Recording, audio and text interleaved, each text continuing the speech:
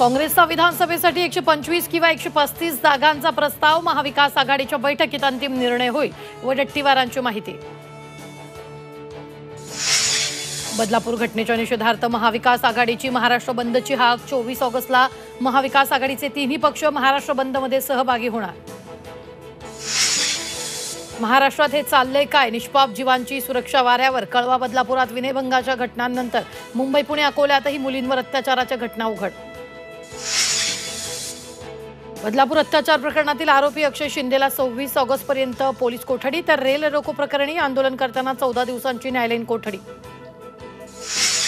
बदलापूरचं आंदोलन राजकीयदृष्ट्या प्रेरित, मुख्यमंत्री एकनाथ शिंदेंचा आरोप। आंदोलन 8 ते 9 तास कसं लांबलं, शिंदेंचा सवाल। तर ती शाळा भाजपशी संबंधित, राऊतांचा आरोप।